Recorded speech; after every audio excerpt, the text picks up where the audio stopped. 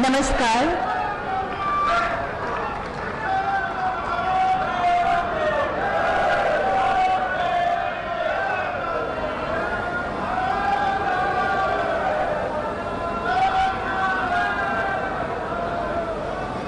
आप सभी से बैठ जाने का आग्रह। नमस्कार। मंगलवार की इस मंगल बेला में मैं मिनती आप सभी गणमान्य अतिथियों का बिहार विधानसभा भवन शताब्दी वर्ष के समापन समारोह में हार्दिक अभिनंदन करती हूँ। ये हमारे लिए अत्यंत गर्व की बात है कि आज इस समारोह को यादगार बनाने के लिए मुख्य अतिथि के रूप में देश के माननीय प्रधानमंत्री श्री नरेंद्र मोदी जी हमारे समक्ष उपस्थित हैं। हम उनका हृदय से अभिनंदन करते हैं और साथ ही मंच पर आसीन सभी गणमान्य अतिथियों का स्वागत करते हैं। अब मैं माननीय बिहार विधानसभा अध्यक्ष श्री विजय कुमार सिन्हा जी से माननीय प्रधानमंत्री महोदय को अंग वस्त्रम और प्रतीक चिन्ह भेंट करने का विनम्र आग्रह करती हूँ।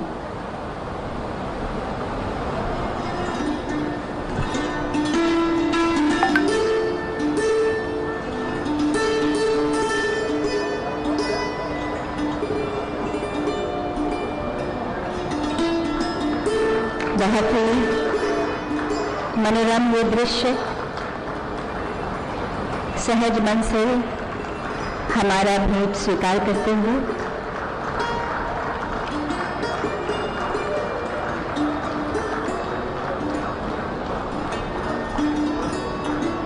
अब मैं माननीय अध्यक्ष महोदय से माननीय राज्यपाल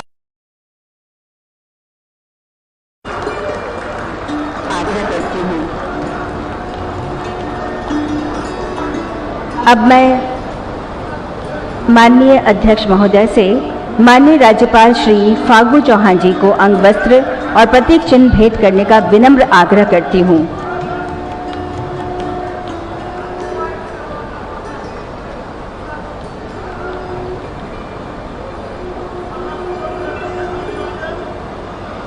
एक बार पुनः मैं विधानसभा अध्यक्ष महोदय से माननीय मुख्यमंत्री श्री नीतीश कुमार जी को अंग वस्त्रम और प्रतीक चिन्ह भेंट करने का विनम्र अनुरोध करती हूँ।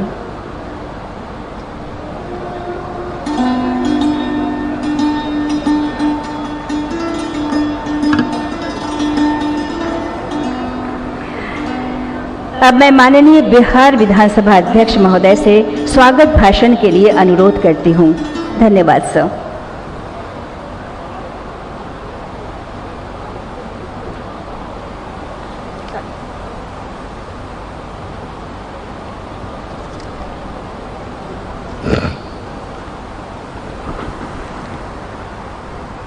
आज भारत अमृत महोत्सव एवं बिहार विधानसभा भवन शताब्दी वर्ष समारोह के अवसर पर हमारे बीच उपस्थित भारत के जनगण मन के नायक, विश्व के सबसे लोकप्रिय नेता, जिन्होंने अपने संकल्प, समर्पण, कर्तव्य परायणता और ईमानदारी से मां भारती की सेवा कर संपूर्ण विश्व में उनका मान बढ़ाया है, ऐसे कर्मयोगी भारत के यशस्वी प्रधानमंत्री आदरणीय श्री नरेंद्र मोदी जी, बिहार के महामहिम राज्यपाल श्री फागू चौहान जी, बिहार के कुशल नेतृत्वकर्ता माननीय मुख्यमंत्री श्री नीतीश कुमार जी, बिहार विधान परिषद के माननीय कार्यकारी सभापति श्री अवधेश नारायण सिंह जी, बिहार के माननीय उप मुख्यमंत्री श्रीमती रेणु देवी जी, बिहार के माननीय संसदीय कार्य मंत्री श्री विजय कुमार चौधरी जी, बिहार विधानसभा के माननीय नेता प्रतिपक्ष श्री तेजस्वी प्रसाद यादव जी,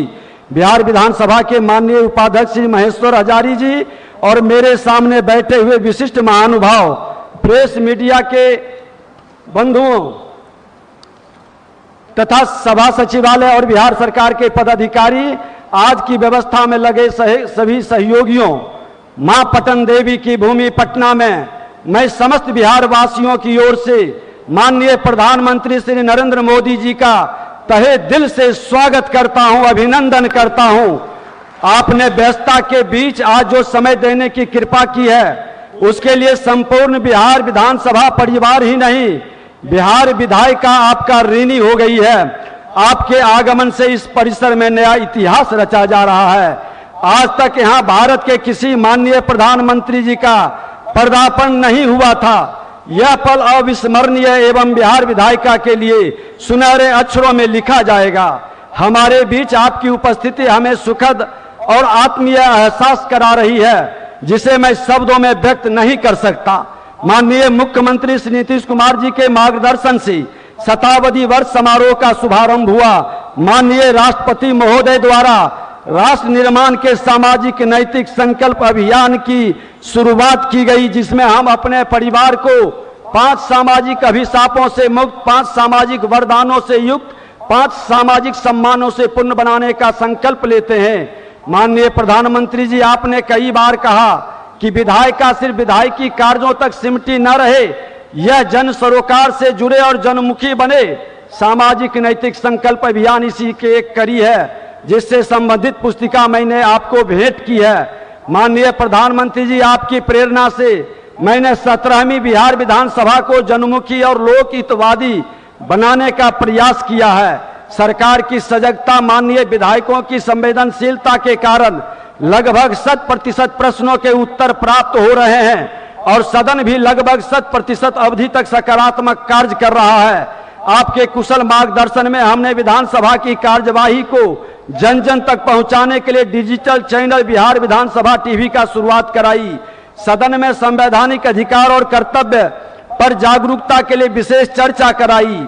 उत्कृष्ट विधायक के चयन की प्रक्रिया जारी है, जिससे सदन में सार्थक विमर्श को बढ़ावा मिले। आपकी प्रेरणा से सामाजिक नैतिक संकल्प अभियान और बाल युवा सांसद का आयोजन जिले में किया जा रहा है। इसमें जिले के सांसद, विधायक, पंचायती राज प्रतिनिधि भी भाग लेते हैं। आजादी के 75 वर्षों तक जिस अधिकार की लड़ाई में हमने अपना समय व्यतीत कर दिया, अब माननीय प्रधानमंत्री जी की प्रखर प्रेरणा और प्रबल संरक्षण में अब आजादी के शताब्दी वर्ष यानी अगले 25 वर्षों तक अपने कर्तव्य बोध से सभी नागरिकों, खासकर नौजवानों को ओतप्रोत करने की जिम्मेवारी हम जनप्रतिनिधियों पर है। जो परिवार, समाज, राष्ट्र के प्रति अपनी सकारात्मक जिम्मेवारी निभाएगा, वही सबका साथ, सबका विकास, सबका विश्वास और सबका प्रयास के महामंत्र के माध्यम से नेतृत्व हासिल कर पाएगा। माननीय प्रधानमंत्री जी, आज इस शताब्दी वर्ष समापन समारोह के माध्यम से पूरी दुनिया में एक अभिनव संदेश जाएगा तथा इससे लोकतंत्र की जड़ें और मजबूत होगी, ऐसा मुझे विश्वास है। आपके प्रेरणादायी संबोधन से हमें निश्चित रूप से सीखने का मौका मिलेगा। माननीय प्रधानमंत्री जी, आपने इस कार्यक्रम में आने की कृपापूर्ण सहमति प्रदान कर न केवल बिहार के प्रति अपने लगाव को दर्शाया है, बल्कि हम सबको गौरवान्वित भी किया है। एक बार फिर से इस कार्यक्रम में समय और मार्गदर्शन देने के लिए आपका तहे दिल से आभार प्रकट करते हुए हार्दिक अभिनंदन तथा स्वागत करता हूं। माननीय प्रधानमंत्री जी ने यहां आकर बिहार विधायिका को जो सम्मान और गौरव प्रदान किया है, उसके लिए आप सभी महानुभावों से आग्रह है कि जोरदार तालियों से हम सब इनका अभिनंदन करें। जय बिहार, जय भारत, वंदे मातरम।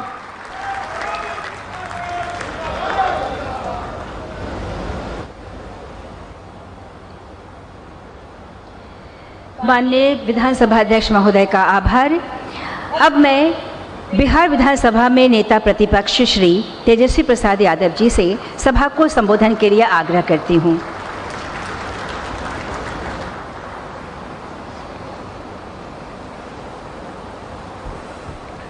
बिहार विधानसभा भवन के शताब्दी वर्ष समापन समारोह में पधारे विश्व के सबसे बड़े लोकतांत्रिक देश के प्रधानमंत्री आदरणीय श्री नरेंद्र मोदी जी, विश्व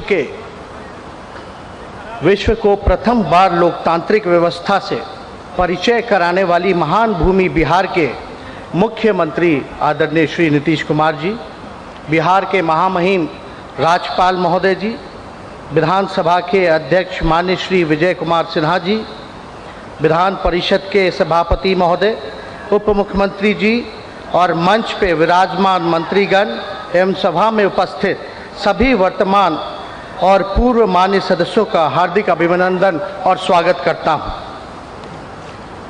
बिहार लोकतंत्र की जननी है, अतः यहाँ से एक संदेश पूरे देश में जाना चाहिए। हम अलग अलग दलों से इस विधानमंडल में हैं, लेकिन हमारी वैचारिक प्रतिस्पर्धा और राजनीतिक शत्रुता में नहीं बदलनी चाहिए। समाज के हर वर्ग की आबादी के अनुसार भागीदारी और हिस्सेदारी से ही लोकतंत्र समृद्ध और समावेशी होगा। माननीय प्रधानमंत्री जी, जैसा मैंने पहले कहा कि हमारे राज्य के वैशाली से ही लोकतंत्र बाकी जगहों पर प्रसारित हुआ, अतः मैं आपसे आग्रह करता हूं कि school of democracy legislative studies जैसी एक संस्था बिहार में स्थापित हो, जिसके माध्यम से विधायी और लोकतंत्र के विभिन्न पहलुओं पर शोध एवं अध्ययन की अवसर और प्रशिक्षण दिया जा सके। विभिन्न पहलुओं पर शोध और अध्ययन के अवसर और प्रशिक्षण दिया जा सके। पूरे देश के जनप्रतिनिधियों, युवाओं और संबंधित कर्मचारियों को इससे लाभ मिलेगा। आशा है आप हमारी मांग को पूर्ण करेंगे, हमें विश्वास है और गंभीरतापूर्वक समझेंगे। आदरणीय प्रधानमंत्री जी, आपने डिजर्विंग और विशेषज्ञ व्यक्तियों को पद्मश्री, पद्म भूषण इत्यादि सर्वोच्च नागरिक पुरस्कार देने की एक स्वस्थ एवं सकारात्मक परंपरा स्थापित की है। इसी प्रांगण में हम जननायक कर्पूरी ठाकुर जी के आम कदम प्रतिमा के बगल में बैठे हैं। हमारी मांग है कि जननायक कर्पूरी ठाकुर जी को भारत रत्न देकर इस शताब्दी वर्ष समारोह एवं देश के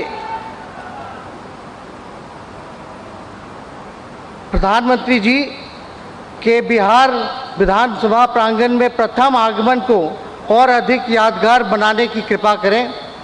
यह उपस्थित हर एक माननीय सदस्यों की यही हार्दिक इच्छा है कि जननायक कर्पूरी ठाकुर जी को एक अवश्य ही भारत रत्न मिलना चाहिए। लोकतंत्र में समक्ष कई चुनौतियां हैं, लेकिन हम सामूहिक प्रयास और संकल्प से जनतंत्र को धनतंत्र और छलतंत्र से बचा सकते हैं। हमारे पुरखे ने लोकतंत्र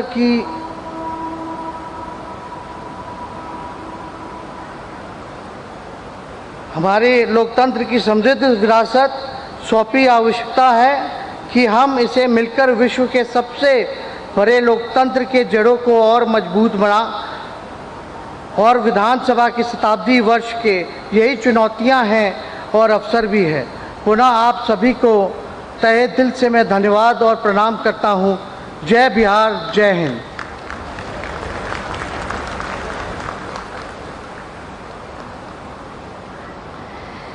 धन्यवाद महोदय। अब मैं सभा को संबोधित करने के लिए बिहार के माननीय मुख्यमंत्री श्री नीतीश कुमार जी से विनम्र आग्रह करती हूं।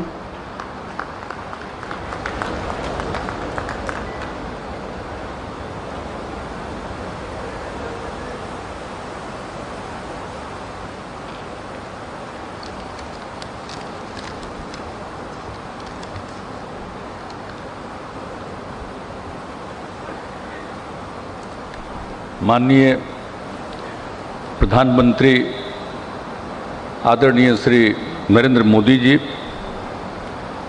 बिहार के महामहिम राज्यपाल श्री फागू चौहान जी, बिहार विधानसभा के माननीय अध्यक्ष श्री विजय कुमार सिन्हा जी, बिहार विधान परिषद के माननीय कार्यकारी सभापति श्री अवधेश नारायण सिंह जी, बिहार सरकार के माननीय उप मुख्यमंत्री श्रीमती रेणु देवी जी,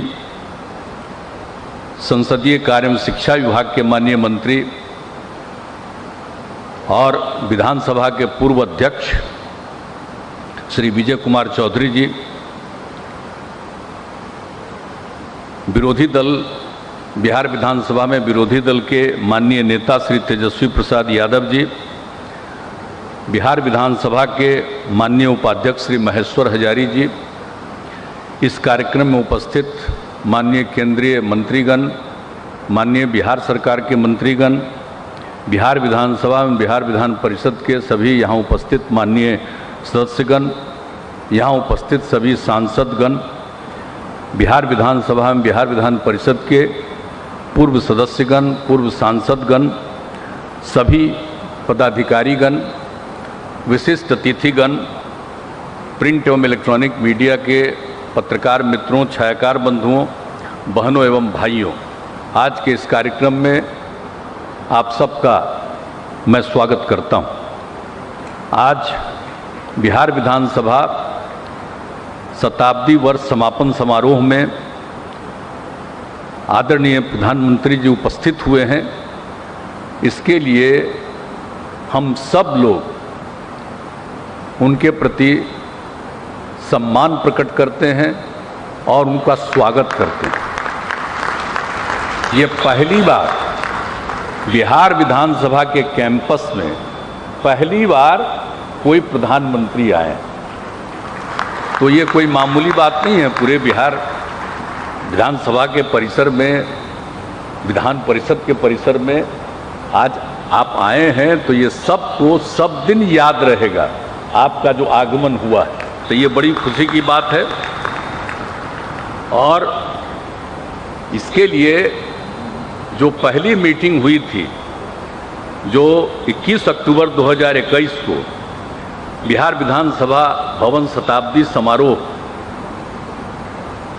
शुभारंभ समारोह था, और उसमें महामहिम राष्ट्रपति श्री रामनाथ कोविंद जी को आमंत्रित किया गया था, और उस दिन शताब्दी स्मृति स्तंभ का शिलान्यास किया गया, पवित्र बोधि वृक्ष का रोपण किया गया, ये सब तो किया गया था। लेकिन जब उस अवसर पर सारी बातें हुई थी, तो उसी समय ये बात हुई कि इसका भी जब समापन समारोह होगा तो उसमें आदरणीय प्रधानमंत्री जी को भी आमंत्रित किया जाए, और इसके लिए हमारे विधानसभा के माननीय अध्यक्ष श्री विजय कुमार सिन्हा जी ने काफ़ी प्रयास किया, और आपने इसको स्वीकार कर लिया। इसके लिए हम सब लोगों को बहुत खुशी है कि आप यहाँ पर आए हुए हैं। और जो कुछ भी सब कुछ होता है, तो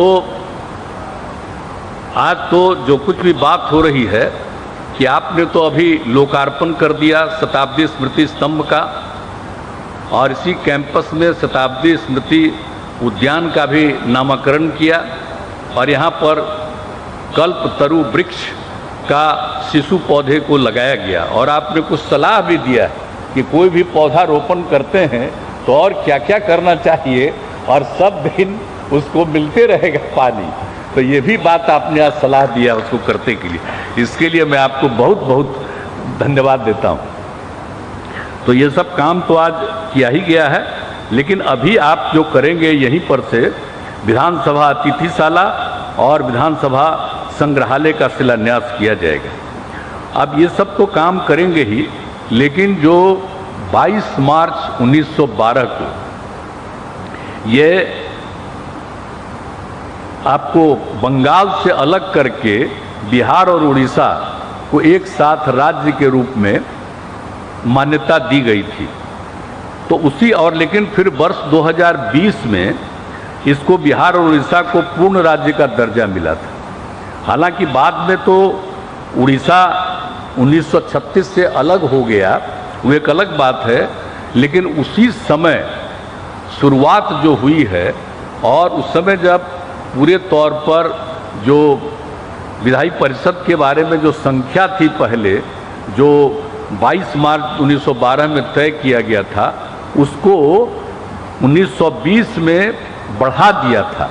तो उसी को ध्यान में रखते हुए फिर यहाँ भवन का निर्माण हुआ, और जब भवन का निर्माण हो गया तो सबसे पहले इसकी शुरुआत की गई 7 फरवरी 1921 को, और जब 7 फरवरी 1921 को इसका तैयारी हो गया, पूरा हो गया, तो उसके बाद आज जो 100 साल पूरा हुआ तब ये कार्यक्रम हुआ। लेकिन एक और खुशी की बात है कि जब ये बात हुआ था, लेकिन जब 20 मार्च जो 1912 को जब इसकी स्थापना हो गई थी, बिहार को अलग और उसको मिला करके, उड़ीसा को मिला करके, तो उस समय जो बिहार विधायी परिषद कहलाता था, तो उसके बाद उसका भी जब 100वां साल हुआ तो उस पर भी एक आयोजन किया गया था कि उस समय एक विधायी परिषद बना था उसी समय 12 में, और उसके बाद उसकी पहली मीटिंग भी हुई थी उसके बाद एक बार, तो वो सब तो किया गया था 1913 में किया गया था। लेकिन जब इसके बारे में हुआ तो जो हमारे उस समय बिहार विधान परिषद के उस समय के तत्कालीन सभापति थे, आज वो नहीं हैं, स्वर्गीय ताराकांत झा जी ने पूरे तौर पर इसके लिए योजना बनाई और बहुत अच्छा कार्यक्रम के बारे में सोचा कि इसके 100वें साल में, 100 साल पूरा नहीं हुआ था, 100वां साल था, और उसमें उन्होंने कार्यक्रम का एक आयोजन करवाया। और उस समय जो तत्कालीन महामहिम राष्ट्रपति थी श्रीमती प्रतिमा देवी सिंह पाटिल जी, उनको बुलाया था, और उसके बाद साल भर कार्यक्रम चलाया गया था। और साल भर कार्यक्रम में तो एक व्याख्यान श्रृंखला आयोजित की गई थी, और जब व्याख्यान श्रृंखला आयोजित की गई थी तो उसमें आए थे पूर्व राष्ट्रपति आदरणीय डॉक्टर APJ अब्दुल कलाम साहब, वो आए थे, उनको बुलाया गया था। वो 3 मई 2011 को उन्होंने भाषण दिया था, और पूरे तौर पर। और जो राष्ट्रपति के रूप में भी जो APJ अब्दुल कलाम साहब हैं, वो जब राष्ट्रपति थे तो एक बार विधानसभा के अंदर भी आए थे, तो एक उनकी भी बड़ी खासियत थी, तो उनको भी ये बुलाया था विधान परिषद के अध्यक्ष सभापति ने उस समय। तो काफ़ी अच्छा कार्यक्रम हुआ। लेकिन ये सब तो कार्यक्रम हो गया था, लेकिन इसके बाद हमारे यहाँ पर बैठे हुए हैं विजय कुमार चौधरी जी, ये 15 में फिर जब उसके बाद ये बने थे अध्यक्ष विधानसभा के, इन्होंने 16 से और अब प्रत्येक वर्ष 7 फरवरी को और बिहार विधानसभा का स्थापना दिवस इन्होंने मनाना शुरू किया था। तो ये उस समय का कार्यक्रम था, तो ये 2016 से चल रहा था। और यही देख करके जब हुआ कि अब 100 साल पूरा हो रहा है 2021 में, तब कार्यक्रम होना चाहिए। और जैसा हमने कहा कि उस कार्यक्रम की शुरुआत करने के बाद हुआ कि पूरे तौर पर जब होगा तो आदरणीय प्रधानमंत्री से कहा जाएगा अब आप आ गए हैं, तो बड़ी खुशी हुई। 100 साल पूरा होने के उपलक्ष्य में जो इतना कार्यक्रम हो गया, और आज आप सब कुछ जो बताएंगे और सबको जो बताएंगे, सलाह देंगे, तो बहुत सारी खुशी की बात होगी। इसलिए आज के इस अवसर पर हम सब लोगों को बहुत प्रसन्नता है, आपका स्वागत करते हैं, आपका अभिनंदन करते हैं, और आप यहाँ पर आ गए, हम लोगों को बहुत खुशी है। तो इन्हीं शब्दों के साथ मैं आप अपनी बात समाप्त करता हूं, और सारे लोग जो इस कार्यक्रम में मौजूद हैं उनका भी मैं स्वागत करता हूं, उनका भी मैं अभिनंदन करता हूं, और इन्हीं शब्दों के साथ मैं अपनी बात को समाप्त करता हूं। बहुत बहुत धन्यवाद।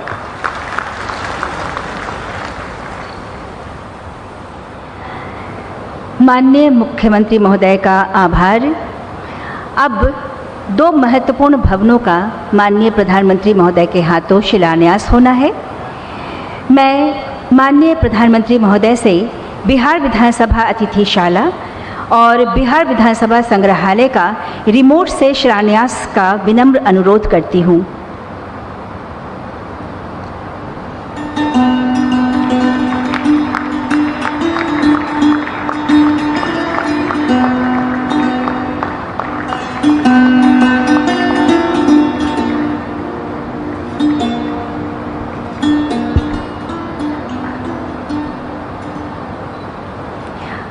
धन्यवाद।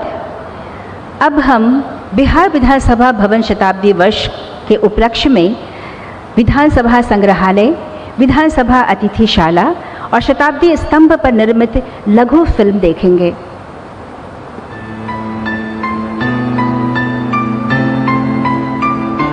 बिहार विधानसभा भवन के 100 वर्ष पूर्ण होने के अवसर पर शताब्दी स्मृति स्तंभ का निर्माण किया गया है। इसका शिलान्यास 21 अक्टूबर 2021 को महामहिम राष्ट्रपति श्री रामनाथ कोविंद के कर कमलों से हुआ था। माननीय प्रधानमंत्री श्री नरेंद्र मोदी जी के कर कमलों से आज इसका अनावरण किया जा रहा है। अतीत में निर्मित स्तंभों की भव्य परंपरा के साथ आधुनिक तकनीकों और सामग्रियों का समावेश कर इस स्तंभ का डिजाइन तैयार किया गया है। भारतीय वास्तुकला और वास्तुशास्त्र के सिद्धांतों का पालन करते हुए स्तंभ को अष्टकोण के रूप में डिजाइन किया गया है। अष्टकोणीय संरचना इस स्तंभ की नींव तक फैली हुई है, जहां अष्टकोणीय पाइल कैप बनाया गया है। स्तंभ की मूल संरचना कंक्रीट की है, जिसकी बाहरी सतह पर 8 इंच से 18 इंच तक मोटे जैसलमेर सैंडस्टोन का आवरण चढ़ाया गया है, जिसका वजन 54,000 किलोग्राम है। स्तंभ निर्माण में इस्तेमाल किए गए पत्थर एक ही चट्टान से लिए गए हैं, ताकि रंगों में एक रूपता रहे। स्तंभ की ऊंचाई 25 फीट है, जिसे 6 भागों में बांटा गया है। 15 फीट ऊंचे और 21 फीट फैलाव वाले कांस्य एवं पीतल से बने वृक्ष को इस स्तंभ के ऊपरी हिस्से में लगाया गया है, जिसका कुल वजन 2.8 टन है। इस वृक्ष की 9 शाखाएं राज्य के 9 प्रमंडलों, 38 उपशाखाएं 38 जिलों को और विभिन्न आकार के 243 एवं 75 पीतल के पत्ते बिहार विधानमंडल के सदस्यों की संख्या इंगित करते हैं। बिहार विधानसभा भवन के शताब्दी वर्ष के अवसर पर बिहार विधानमंडल की ऐतिहासिक विरासत की प्रदर्शनी हेतु और आम जन में जागरूकता बढ़ाने के उद्देश्य से एक संग्रहालय निर्माण के लिए राज्य कैबिनेट के द्वारा 5 जुलाई 2022 को 48 करोड़ 76 लाख रुपए की राशि को स्वीकृति दी गई और इसके निर्माण की जिम्मेदारी भवन निर्माण विभाग को दी गई है। इसका निर्माण बिहार विधानसभा परिसर के पूर्व दक्षिण कोने में 1.03 एकड़ के भूखंड पर किया जा रहा है। संग्रहालय का निर्माण 60,000 वर्ग फीट में किया जा रहा है, जिसके 12,000 वर्ग फीट कारपेट एरिया में 6 प्रदर्श गैलरियों का निर्माण होगा तथा एक 270 क्षमता का प्रेक्षागृह भी होगा। गैलरियों में बिहार में लोकतंत्र के इतिहास और बिहार विधानसभा के द्वारा संपादित महत्वपूर्ण विधायी कार्यों तथा विधानसभा से जुड़े ऐतिहासिक क्षणों और महान विभूतियों से जुड़ी स्मृतियों को भौतिक और डिजिटल रूप में प्रदर्शित किया जाएगा। देश विदेश से विधायी कार्यों के प्रयोजनार्थ बिहार विधानसभा में आने वाले आगंतुकों के सुगम ठहराव हेतु एक अतिथिशाला का निर्माण किया जा रहा है। इस 3 मंजिले भवन में आधुनिक सुविधाओं से युक्त 7 स्वीट तथा 16 कमरे होंगे। साथ ही मीटिंग हॉल, जिम, कैंटीन एवं पार्किंग के निर्माण का प्रावधान है। आज माननीय प्रधानमंत्री श्री नरेंद्र मोदी जी के द्वारा बिहार विधानसभा संग्रहालय और बिहार विधानसभा अतिथिशाला का शिलान्यास किया जा रहा है। विश्व के पहले गणतंत्र की जन्मस्थली बिहार की धरती पर निर्मित ये शताब्दी स्तंभ एवं संग्रहालय आने वाली पीढ़ियों को बिहार के गौरवशाली इतिहास से परिचित कराएंगे और वर्तमान बिहार की गौरव गाथा की गवाही भी देंगे।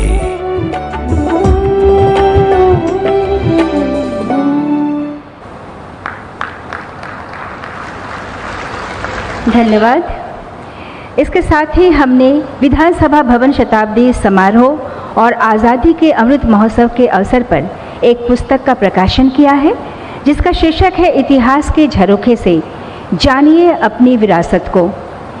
माननीय प्रधानमंत्री महोदय से इस पुस्तक के विमोचन के लिए विनम्र आग्रह।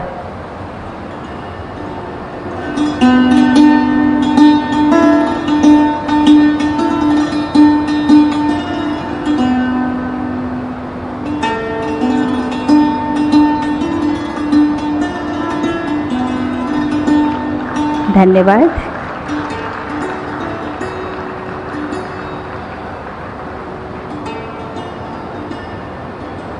धन्यवाद। अब वो समय आ गया है जिसका हम सब बेसब्री से इंतज़ार कर रहे थे। हमें माननीय प्रधानमंत्री महोदय के समृद्ध अनुभव के खजाने से कुछ अनमोल विचार व्याख्यान के रूप में सुनने को मिलेगा, जिसका विषय है युवाओं में संवैधानिक अधिकार एवं कर्तव्य के प्रति जागरूकता लाने के लिए विधायकों की भूमिका। माननीय प्रधानमंत्री श्री नरेंद्र मोदी जी से व्याख्यान के लिए विनम्र अनुरोध।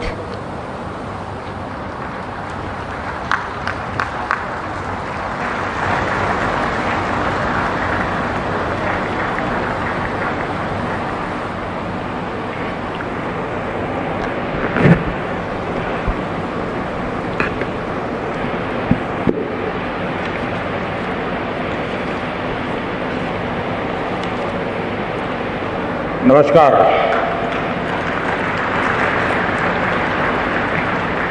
इस ऐतिहासिक कार्यक्रम में हमारे बीच उपस्थित बिहार के राज्यपाल श्री फागू चौहान जी, यहाँ के जनप्रिय मुख्यमंत्री श्री नीतीश कुमार जी, विधानसभा स्पीकर श्री विजय सिन्हा जी, बिहार विधान परिषद के कार्यकारी अध्यक्ष श्री अवधेश नारायण सिंह, उप मुख्यमंत्री श्रीमती रेणु देवी जी, तारकिशोर जी, नेता प्रतिपक्ष श्री तेजस्वी यादव जी, सभी मंत्रीगण, विधायकगण, अन्य महानुभाव, देवी और सज्जनों, आप सभी को, बिहार निवासियों को बिहार विधानसभा भवन के शताब्दी वर्ष की बहुत बहुत शुभकामनाएं।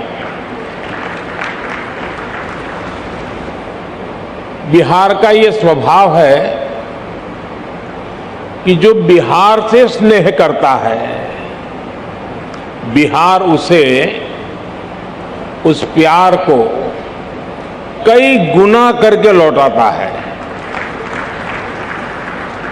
आज मुझे बिहार विधानसभा परिसर में आने वाले देश के पहले प्रधानमंत्री होने का सौभाग्य भी मिला है।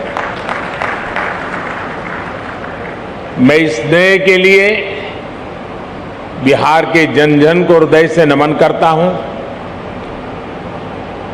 मुख्यमंत्री जी का, स्पीकर महोदय का भी हृदय से बहुत बहुत आभार व्यक्त करता हूं।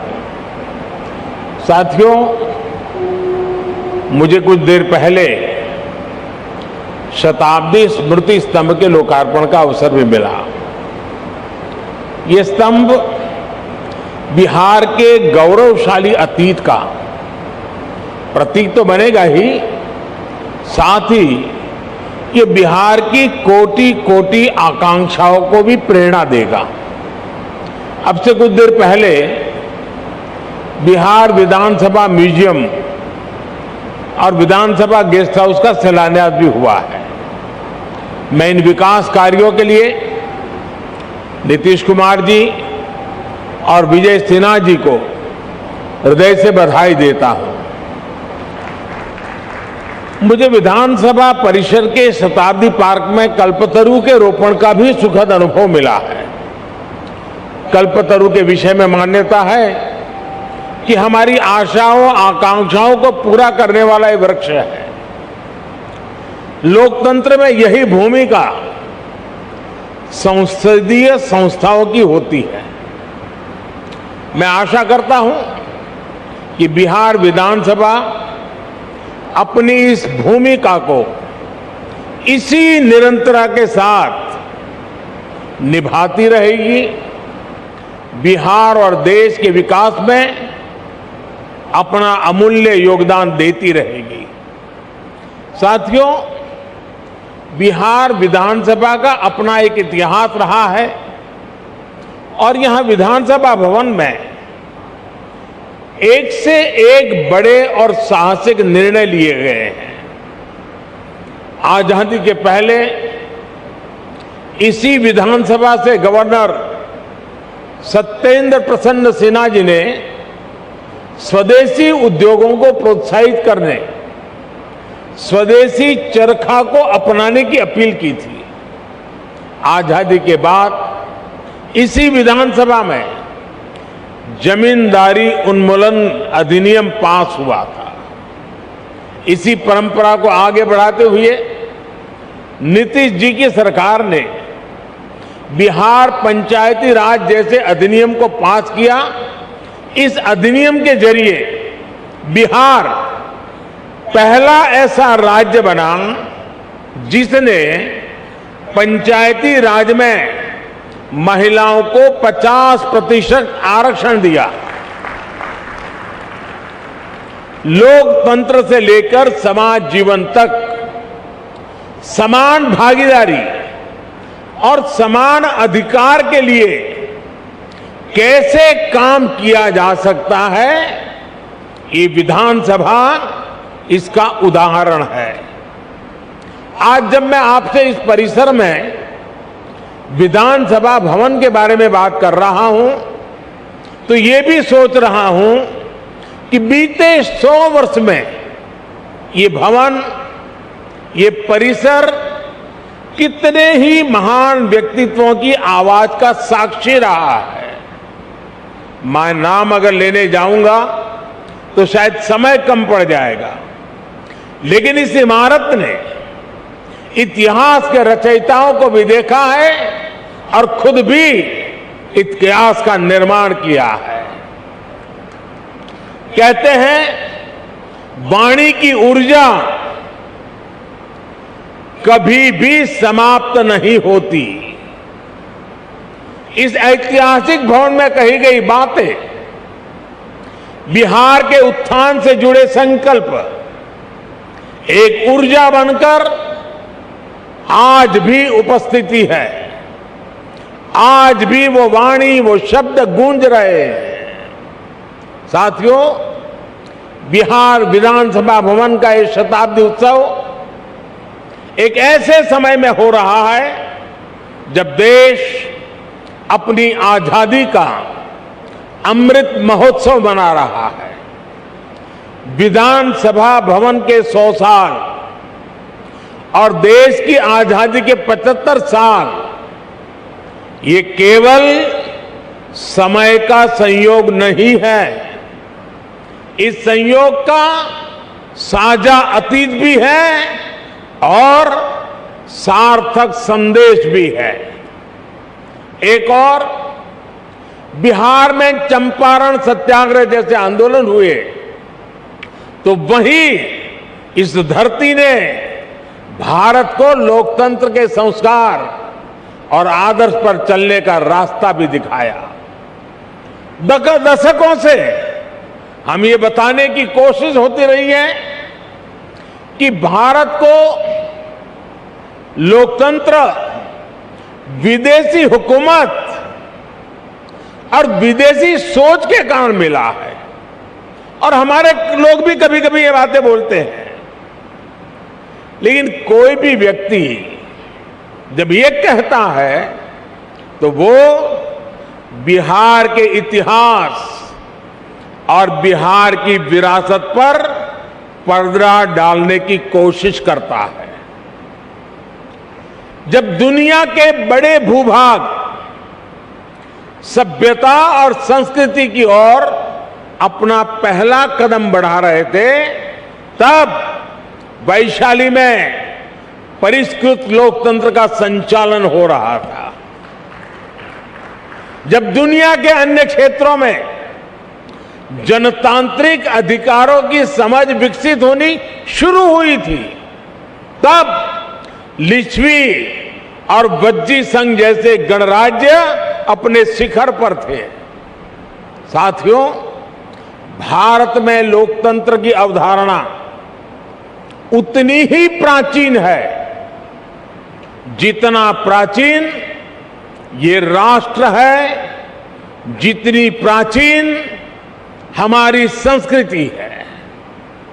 हजारों वर्ष पूर्व हमारे वेदों में कहा गया है, त्वाम विशो वृणताम, त्वाम विशो वृणताम राज्याय त्वाम मिमाहा प्रदिशः पंचदेवी।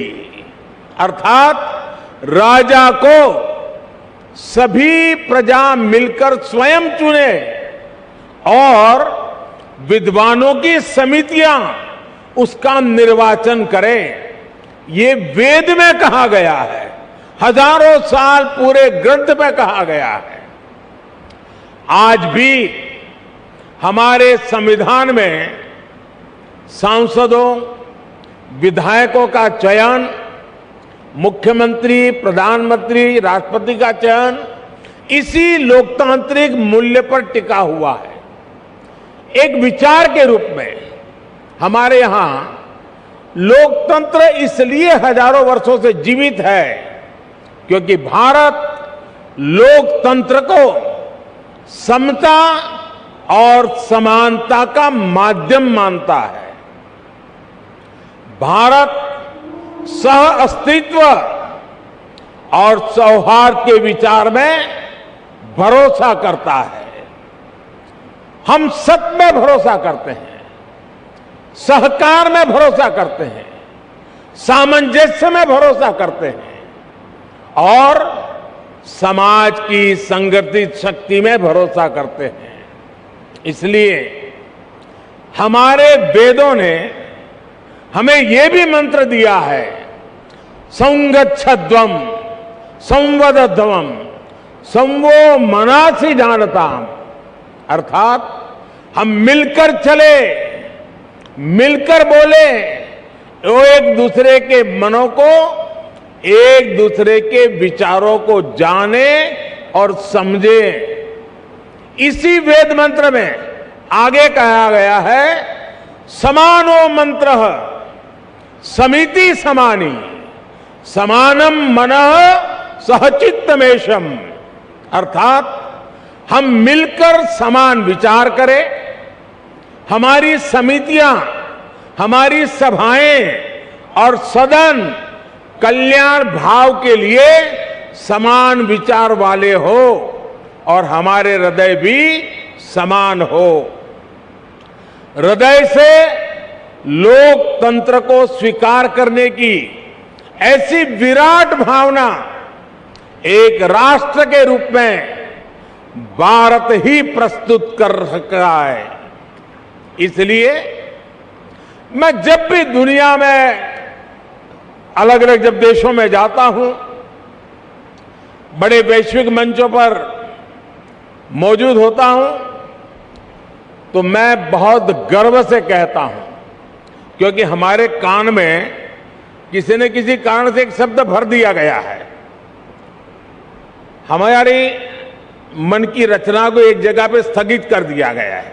हमें बार बार सुनाया गया है कि we are a largest democracy of the world, हम दुनिया की सबसे बड़े लोकतंत्र है, और हम भी उसी को स्वीकार कर लिया है बार बार सुनने के कारण। मैं आज भी दुनिया के मंच पर जब भी जाता हूं, बड़े गर्व से कहता हूं कि विश्व में लोकतंत्र की जननी ये भारत है। भारत मदर ऑफ डेमोक्रेसी है, और हमने भी, और बिहार वासियों ने तो खास, दुनिया में डंका बजाते रहना चाहिए कि we are a mother of democracy. और बिहार की गौरवशाली विरासत, पाली में मौजूद ऐतिहासिक दस्तावेज भी इसके जीवंत प्रमाण है। बिहार के इस वैभव को न कोई मिटा सकता है, न कोई छिपा सकता है। इस ऐतिहासिक इमारत ने बिहार की इस लोकतांत्रिक विरासत को 100 वर्ष तक मजबूत किया है। इसलिए मैं समझता हूं कि आज ये इमारत भी हम सभी के नमन की हकदार है। साथियों, इस भवन के इतिहास से बिहार की वो चेतना जुड़ी है जिसने गुलामी के कालखंड में भी अपने जनतांत्रिक मूल्यों को समाप्त नहीं होने दिया। इसके निर्माण के साथ और उसके बाद जो घटनाक्रम जुड़ा हुआ है, वो हमें बार बार याद करना चाहिए। किस तरह श्री कृष्ण सिंह जी ने, श्री बाबू ने अंग्रेजों के सामने शर्त रखी थी कि वो सरकार तभी बनाएंगे जब ब्रिटिश हुकूमत निर्वाचित सरकार के कामकाज में दखल नहीं देगा। कैसे द्वितीय विश्व युद्ध में भारत की सहमति के बिना देश को झोंकने के खिलाफ श्री बाबूजी ने, सरकार ने इस्तीफा दे दिया था। और बिहार का हर व्यक्ति इस बात के लिए गर्व कर सकता है। इस घटनाक्रम ने सदैव इस संदेश का संचार किया कि बिहार लोकतंत्र के खिलाफ कभी कुछ स्वीकार नहीं कर सकता। और भाइयों और बहनों, हम सभी ने देखा है कि कैसे आजादी के बाद भी बिहार अपनी लोकतांत्रिक निष्ठा को लेकर उतना ही अडिग, उतना ही प्रतिबद्ध रहा। बिहार ने आजाद भारत को डॉक्टर राजेंद्र प्रसाद के रूप में पहला राष्ट्रपति दिया। लोकनायक जयप्रकाश, कर्पूरी ठाकुर, बाबू जगजीवन राम, अनेक भी जैसे नेतृत्व इस धरती पर हुए। जब देश में संविधान को कुचलने का प्रयास हुआ तो भी उसके खिलाफ बिहार ने सबसे आगे आकर विरोध का बिगुल फूंका। आपातकाल के उस स्याही दौर में बिहार की धरती ने दिखा दिया कि भारत में लोकतंत्र को दबाने की कोशिशें कभी भी कामयाब नहीं हो सकती। और इसलिए मैं मानता हूं कि बिहार जितना समृद्ध होगा, भारत की लोकतांत्रिक शक्ति भी उतनी ही मजबूत होगी। बिहार जितना सशक्त होगा, भारत भी उतना ही सामर्थ्यवान होगा। साथियों, आजादी का अमृत महोत्सव और बिहार विधानसभा के 100 वर्ष का यह ऐतिहासिक अवसर हम सभी के लिए, प्रत्येक जनप्रतिनिधि के लिए आत्मविवेचना और आत्मनिरीक्षण का भी संदेश लेकर आया है। हम अपने लोकतंत्र को जितना मजबूत करेंगे, उतनी ही मजबूती हमारी आजादी को मिलेगी, हमारे अधिकारों को मिलेगी। आज 21वीं सदी में दुनिया तेजी से बदल रही है। नई जरूरतों के हिसाब से भारत के लोगों की, हमारे युवाओं की आशाएं, अपेक्षाएं भी बढ़ रही है। हमारी लोकतांत्रिक व्यवस्थाओं को इसके हिसाब से तेज गति से कार्य करना पड़ेगा। आज जब हम आजादी के 75वें साल में एक नए भारत के संकल्प के साथ आगे बढ़ रहे हैं, तो इन संकल्पों को आगे बढ़ाने की जिम्मेदारी हमारी संसद और विधानसभाओं पर भी है। इसके लिए हमें ईमानदारी और निष्ठा से दिन रात मेहनत करने की जरूरत है। देश के सांसद के रूप में, राज्य के विधायक के रूप में हमारी ये भी जिम्मेदारी है कि हम लोकतंत्र के सामने आ रही हर चुनौती को मिलकर हराएं। पक्ष विपक्ष के भेद से ऊपर उठकर देश के लिए, देश हित के लिए हमारी आवाज एकजुट होनी चाहिए। जनता से जुड़े विषयों पर सदन सकारात्मक संवाद का केंद्र बने।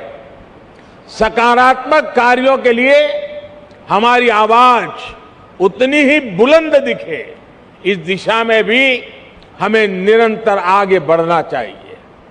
हमारे आचरण से ही हमारे देश की लोकतांत्रिक परिपक्वता प्रदर्शित होती है। और इसलिए दुनिया के सबसे बड़े लोकतंत्र के साथ साथ हमें दुनिया के सबसे परिपक्व लोकतंत्र के रूप में भी खुद को आगे बढ़ाना है। साथियों, मुझे खुशी है कि आज देश इस दिशा में सकारात्मक बदलाव देख रहा है। मैं अगर संसद की बात करूं तो पिछले कुछ वर्षों में संसद में सांसदों की उपस्थिति और संसद की प्रोडक्टिविटी में रिकॉर्ड वृद्धि हुई है। और अभी विजय जी ने भी विधानसभा का ब्यौरा दिया। सकारात्मकता, गतिशीलता, व्यापक रूप से विषयों की चर्चा, निर्णय उसका पूरा ब्यौरा दिया। साथियों, वैसे संसद में भी पिछले बजट सत्र में भी लोकसभा की प्रोडक्टिविटी 129% थी, 129% थी। राज्यसभा में भी 99% प्रोडक्टिविटी दर्ज की गई। यानी देश लगातार नए संकल्पों पर काम कर रहा है, लोकतांत्रिक विमर्श को आगे बढ़ा रहा है। और हम सभी जानते हैं कि जब लोग ये देखते हैं कि उन्होंने जिन्हें चुनकर भेजा है वो मेहनत कर रहा है, सदन में उनकी बात गंभीरता से रख रहा है, तो उनका भी लोकतंत्र पर विश्वास और बढ़ता है। ये विश्वास बढ़ाना भी हम सबकी जिम्मेदारी है। साथियों, समय के साथ हमें नए विचारों की जरूरत होती है, नई सोच की जरूरत होती है। इसलिए जैसे जैसे लोक बदलता है, लोकतंत्र को भी नए आयाम जोड़ते रहना पड़ता है।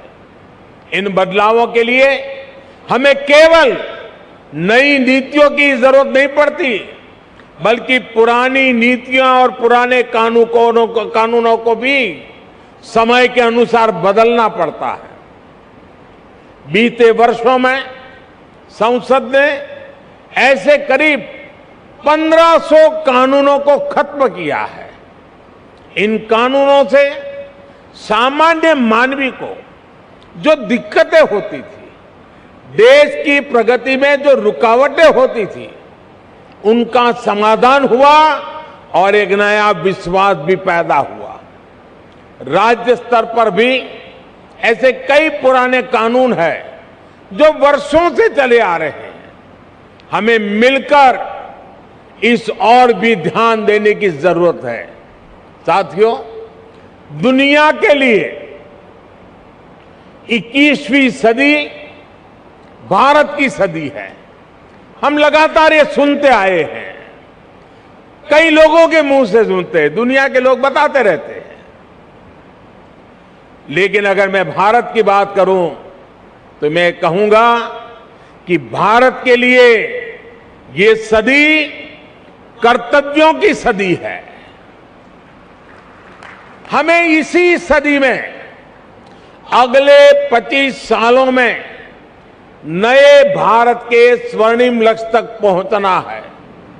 इन लक्ष्यों तक हमें हमारे कर्तव्य ही लेकर जाएंगे। इसलिए ये 25 साल देश के लिए कर्तव्य पथ पर चलने के साल है। ये 25 साल कर्तव्य भावना से स्वयं को समर्पित करने का कालखंड है। हमें स्वयं को अपने लिए, अपने समाज के लिए, अपने देश के लिए कर्तव्य की कसौटी पर कसना होगा। हमें कर्तव्य की पराकाष्ठा को पार करना होगा। आज भारत वैश्विक पटल पर जो कीर्तिमान स्थापित कर रहा है, आज भारत जिस तेजी से वैश्विक ताकत बनकर उभर रहा है, उसके पीछे कोटि कोटि भारतवासियों की कर्तव्य निष्ठा और कर्तव्य भावना है।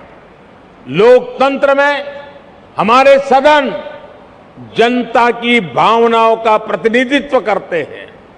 इसलिए देशवासियों की कर्तव्य निष्ठा हमारे सदनों और जनप्रतिनिधियों के आचरण में भी झलकनी चाहिए। हम सदन में जैसा आचरण करेंगे, कर्तव्य भाव पर सदन के भीतर जितना बल दिया जाएगा, देशवासियों को भी उतनी ही ऊर्जा और प्रेरणा मिलेगी। एक और महत्वपूर्ण बात, हमें अपने कर्तव्यों को अपने अधिकारों से अलग नहीं मानना चाहिए। हम अपने कर्तव्यों के लिए जितना परिश्रम करेंगे, हमारे अधिकारों को भी उतना ही बल मिलेगा। हमारी कर्तव्य निष्ठा ही हमारे अधिकारों की गारंटी है। इसलिए हम सभी जनप्रतिनिधियों को कर्तव्य पालन का भी संकल्प दोहराना है। ये संकल्प ही हमारी और हमारे समाज की सफलता का मार्ग प्रशस्त करेंगे। आज जब हम देश के अमृत संकल्पों को लेकर आगे बढ़ रहे हैं, तो हमें अपने कर्तव्य में, अपने श्रम में, अपने परिश्रम में कोई कमी नहीं छोड़नी है।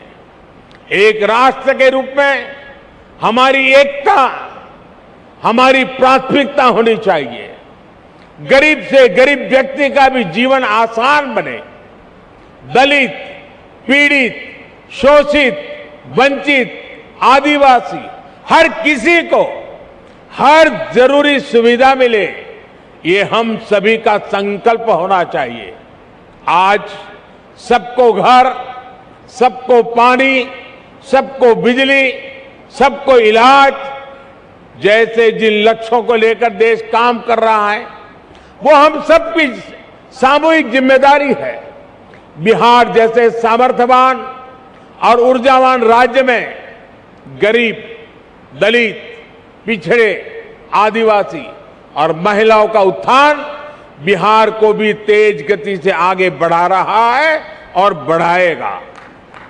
और बिहार जब आगे बढ़ेगा तो भारत भी अपने स्वर्णिम अतीत को दोहराते हुए विकास और सफलता की नई ऊंचाइयों को छुएगा।